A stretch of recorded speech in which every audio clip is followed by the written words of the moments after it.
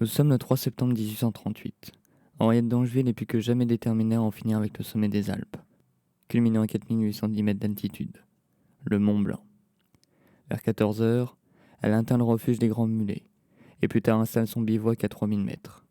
Le lendemain, voilà enfin la muraille de glace qu'il faut escalader, avant d'atteindre le sommet. 350 marches à gravir sous un soleil brûlant. L'aventurière lutte contre le sommeil, les palpitations, et suffoque. Lorsqu'elle aperçoit la cime, le pot d'Henriette s'emballe. Demet les amis, c'est Brebri, et bienvenue dans cette nouvelle série de vidéos.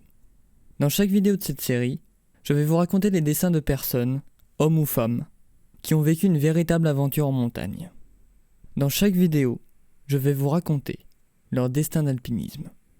Et on va commencer avec la femme du Mont Blanc, Henriette d'Angeville.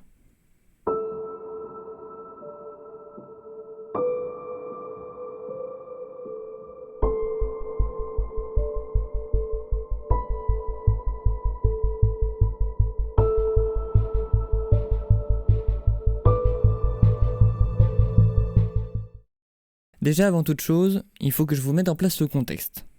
C'est important pour que vous puissiez bien comprendre, saisir l'ampleur de l'histoire que je vais vous raconter.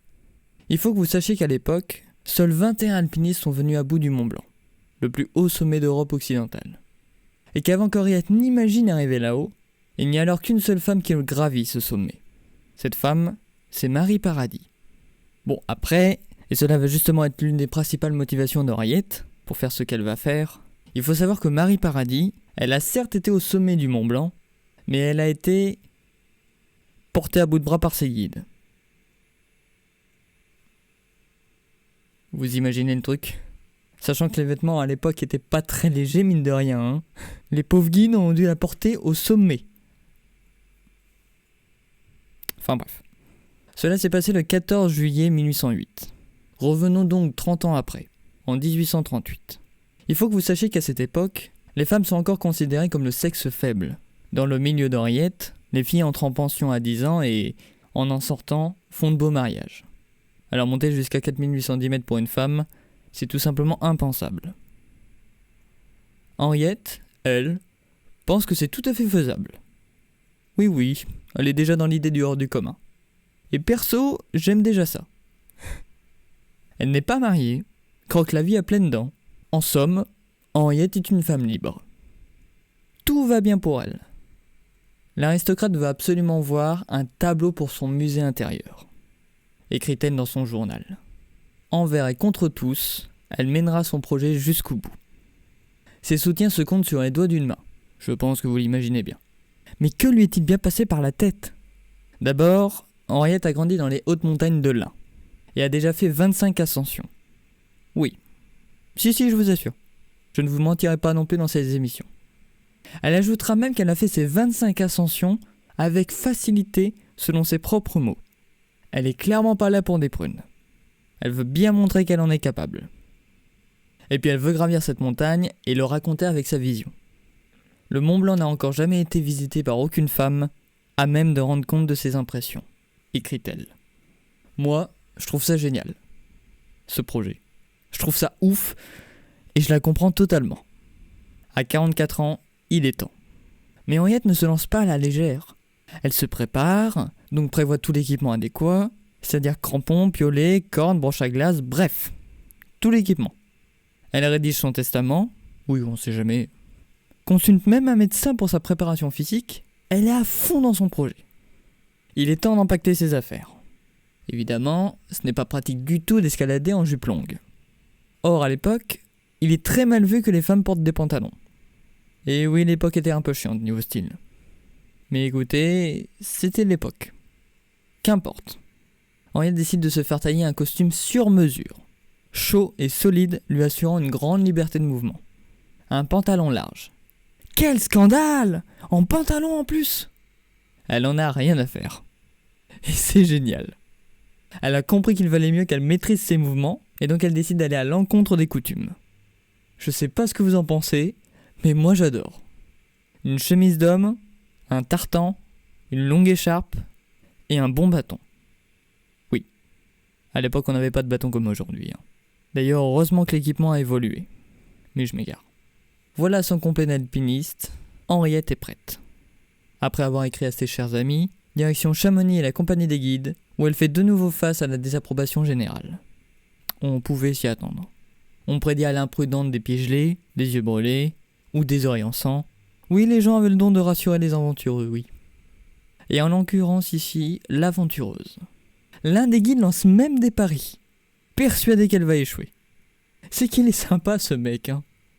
Henriette prend les choses en main, établit la liste de ce dont elle a besoin, chose impensable pour une femme célibataire en ces temps-là. L'entêtée finance elle-même sa caravane.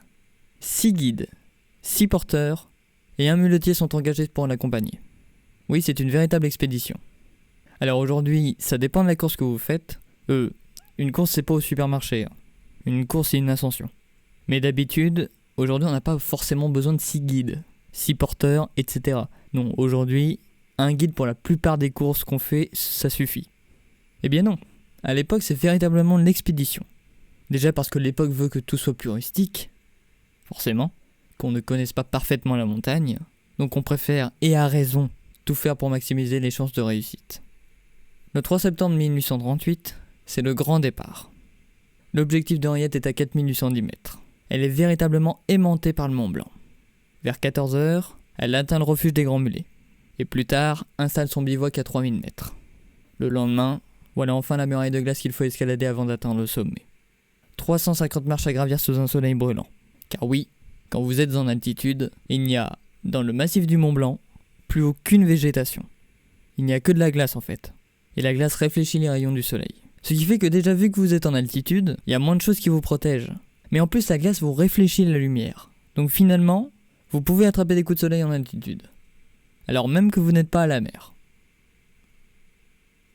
Et ouais. Donc reprenons notre chère Henriette. Elle avance sous un soleil brûlant, ce qui ne facilite pas forcément les choses. L'aventurière lutte contre le sommeil, les palpitations et suffoque. Lorsqu'elle aperçoit la cime, le pouls d'Henriette s'emballe. Elle jette ses dernières forces dans la bataille et ira jusqu'au bout, refusant qu'on la porte. Enfin si, au point culminant. Les porteurs la prendront joyeusement sur les épaules pour élever la dame encore plus haut que le sommet. C'est une ascension magnifique, donc l'arrivée est magique. Et je peux comprendre tout ce qu'elle a vécu. À son retour, celle qu'on avait traitée d'inconsciente devient une héroïne.